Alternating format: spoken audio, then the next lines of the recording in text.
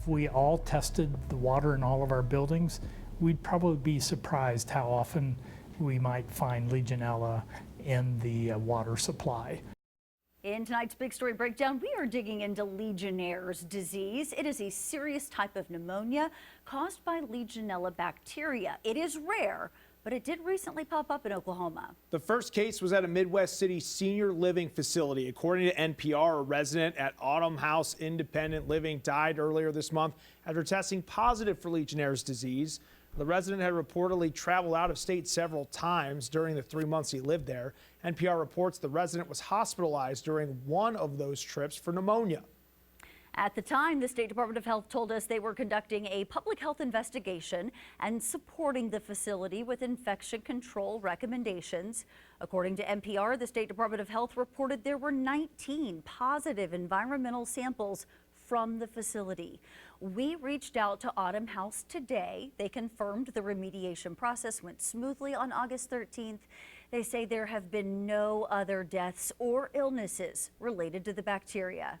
Autumn House isn't the only place where Legionnaires' disease has been detected. Take a look at this map where Autumn House is down here. We've also confirmed Legionnaires has been detected at Rose State College, less than half a mile away. Fox 25's Rob Hagan went to the campus to find out what precautions are being taken. The semester at Rose State College just started last week. Now with more than 8,000 students, they've had to take extra precautions to keep the danger of Legionnaires' disease out of the water. Legionella thrives in warm, stagnant water and usually grows in the biofilm inside of pipes. It spreads through inhaling water vapor. It mainly affects smokers, older adults over 55 years old, and the immunocompromised. It can be found in fountains, showers, tanks, and cooling towers, which is why Rose State College took precautions after finding traces in the water supply. Safety of our students, staff, and faculty is our top priority. We want to make sure that we were doing everything we could to make sure that the drinking water was safe. On top of canceling weekend activities, Rose State College drained all building lines, exterior lines, hydrants, and tanks, just like this one. Cordell Jordan says they've been guided by IWC innovations and CDC guidelines to keep water flowing through the system. Their recommendation was to keep campus open because the longer we keep it open, the more fresh water comes into campus. Do you feel safe? Yeah, if they're doing what they're saying, that's pretty much what they say all it takes. So I feel confident that they're taking care of it. Legionella grows in the lungs, causing inflammation, filling the lungs with fluid, making it hard to breathe. Dr. Dale Bratzler says the most important thing he wants you to know is not to panic. This isn't going to be a big public health outbreak, most likely, because this doesn't spread from one person to another. You only get it by inhaling contaminated mist, water mist.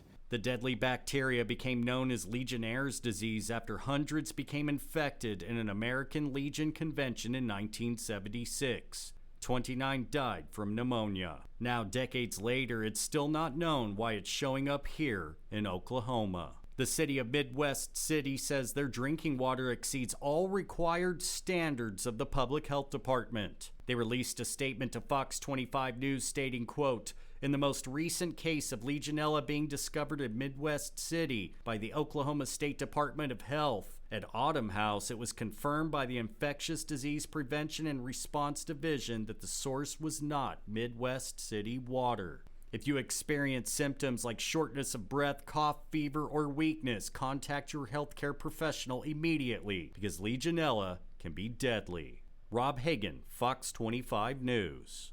We have also been tracking an outbreak of Legionnaires' disease in New York City. Officials confirm at least 6 people have died, and the number of cases has increased to 112. The outbreak was first announced July 25th, and since then, dozens of people have been hospitalized because of the disease. Denise Merchant says her sister Valerie has been released from the hospital, but is still struggling to fully recover.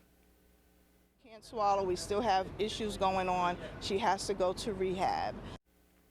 This particular outbreak in New York has been traced to a cluster in central Harlem. New York City officials linked the outbreak to cooling towers in the area. About 2 weeks ago, they publicly identified 12 cooling towers in 10 Harlem buildings that tested positive for the disease. Cooling towers are structures containing water and a fan used to cool buildings. New York City's mayor revealed one of those buildings tied to the outbreak was Harlem Hospital. Several others also contained medical offices, and one of the buildings houses a Whole Foods and other stores. Health officials say as of August 15th, all 12 cooling towers had completed remediation, but an attorney representing some of the people impacted by the outbreak says there needs to be more accountability. The fact that 12 cooling towers tested positive, there's really no excuse for that. And I think people need to know that when the building owners are not properly maintaining these cooling towers, it's not just negligence, it's not just carelessness. They're breaking the law. Under New York City law, building owners are responsible for registering and maintaining their cooling towers, and they're routinely inspected.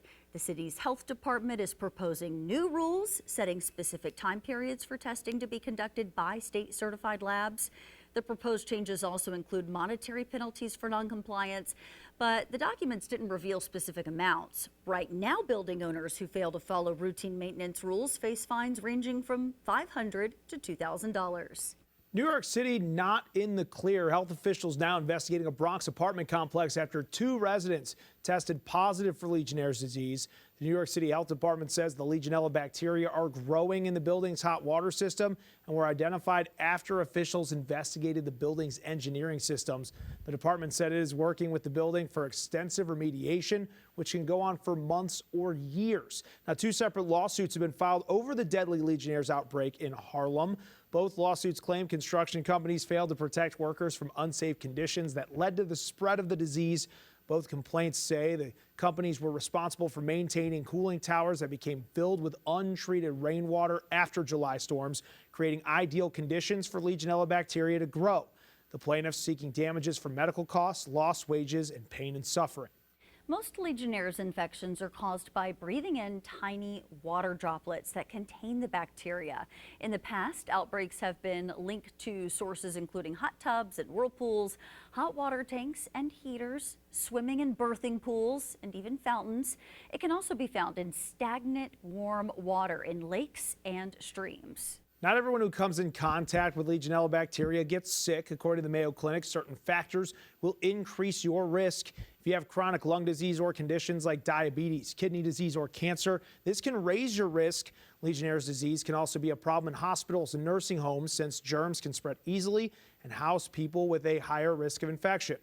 Dr. Dale Bratzler says Legionnaire's is easy to test for and will likely show up on an X-ray.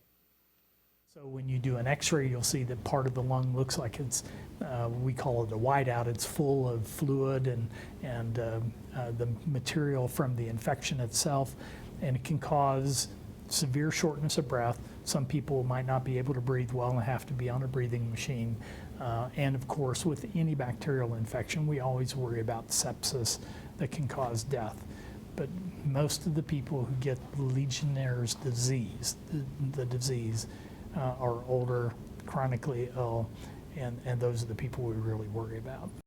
In severe cases, there can be other complications, including lung failure and acute kidney failure. Now, that was your big story breakdown. You can stay up to date with the latest developments on the Legionnaires outbreak in New York and the testing happening here in Oklahoma on OKCFox.com. Plus, watch our previous big story breakdowns on our YouTube channel. Scan the QR code on your screen or search OKC Fox.